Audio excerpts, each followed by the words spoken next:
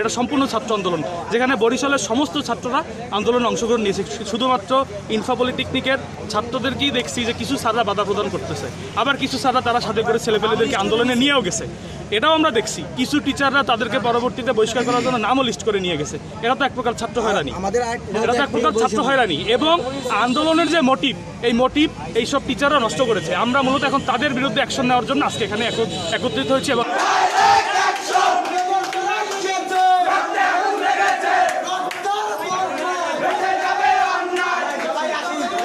এক দফা এক দাবি দুই স্যারের পদত্যাগ। না, আমাদের দুই স্যারের পদত্যাগ এবং নাহিদ স্যার, আমরা দুই স্যারের পদত্যাগ চাচ্ছি।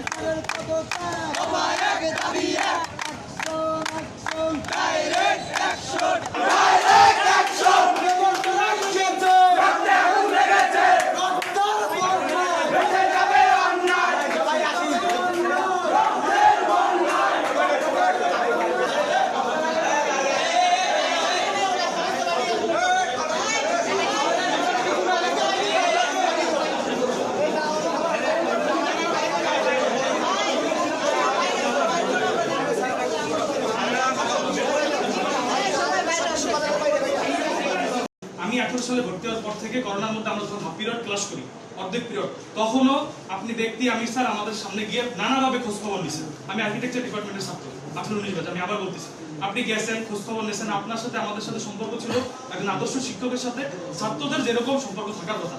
আমরা আপনার কাছে দাবিগুলো দেবো স্যার, দফাগুলো দেবো। আপনি স্যার আমাদেরকে এতটুকু ইনশিওর করবেন আমরা যে দফাগুলো দেবো ওই দফাগুলি আপনি 100% বাস্তবায়ন করবেন। আর আপনি যদি ওখানে কথা ইন্ডিকেট করেন বা কথা যদি লিয়াজও করেন যে আপনি আপনার পরিচালক কমিটির সাথে বসবেন, তাহলে আপনার পরিচালক কমিটি এখনই ডাকেন, তাদের সাথে আমরা প্রয়োজন একসাথে এখানে যারা আন্দোলনরত শিক্ষার্থীরা আছি সমন্বয়করা বসি, আপনারা বসে আমরা এখানে বসে সমাধান করে যাই। আমরা এই দফাগুলোকে, এই দাবিগুলোকে আগামী দিনের জন্য, আগামী কালকের জন্য আমরা 1 ঘন্টা বিরতি, 1 ঘন্টা পরেও রাখবো না স্যার।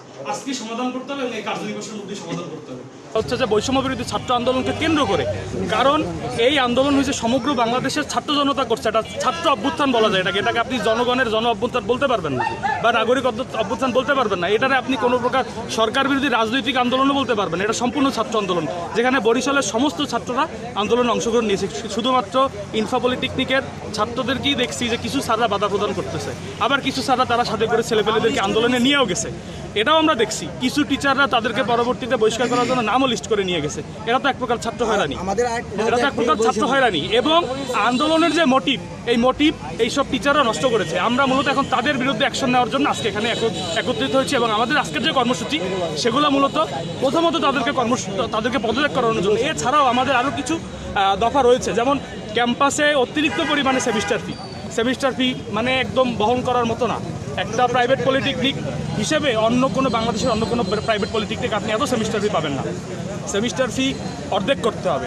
এবং আমাদের যেসব ইনফা পলিটেকনিক থেকে যেসব ভাইরা বৈষম্য বিরোধী ছাত্র আন্দোলনে গিয়ে নানাভাবে আহত হয়েছে এবং নিহত হয়েছে, যারা আহত হয়েছে তাদেরকে কলেজের নিজ ফান্ড থেকে, আমরা যেহেতু প্রাইভেট পলিটেকনিক আমাদের বিরাট বড় একটা ফান্ড আছে পলিটেকনিকের, এবং আমাদের যাই হোক ওই কথা বাদ দিয়ে নিজ ফান্ড থেকে, কলেজের নিজ ফান্ড থেকে তাদেরকে চিকিৎসার ব্যবস্থা করতে হবে। একটা প্রশ্ন ছিল, আমরা এইখানে শান্তিপূর্ণ কর্মসূচি পালন করতেছি।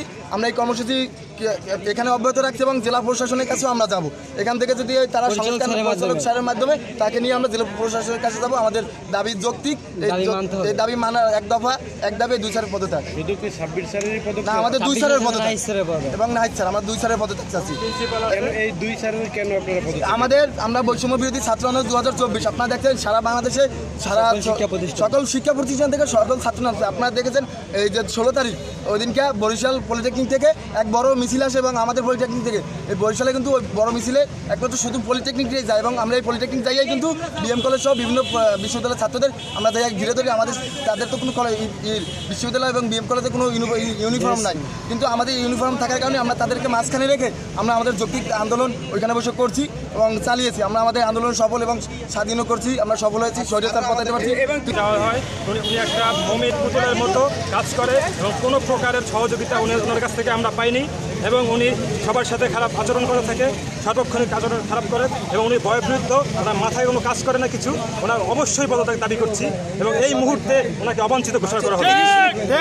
দীর্ঘদিন ধরে কাজ করতে গেলে সবাই পছন্দ কি হবে এমন কোনো কথা নেই, কেউ একটু ব্যক্তিগত অপছন্দও থাকতে পারে। সেক্ষেত্রে আমি ব্যক্তিগতভাবে বলতে পারি এবং এখানে হাজার হাজার স্টুডেন্ট আছে, সবাই বলতে পারে যে আমি কোনো স্টুডেন্টের আন্দোলন যেতে থেকে বিরত করি না। আমার ছেলে আন্দোলন করছে, সেক্ষেত্রে আমার এখানে কোনো ইন্টারভেনশন ছিল না। তারপর ওরা যেহেতু চাচ্ছে, সেক্ষেত্রে ওদের মনের আশা পূর্ণ হবে, ওরা যেটা চাচ্ছে সেটাই হবে, এটাই হচ্ছে আমার শেষ কথা। হ্যাঁ, ওরা যেটা চাচ্ছে সেটাই আমি করতেছি। ওদের ইচ্ছাই করতেছেন না আপনার স্ব ইচ্ছাই করতেছেন? আমার স্ব ইচ্ছাই করতেছি, ওরা যেহেতু চাচ্ছে আমার স্ব ইচ্ছাই।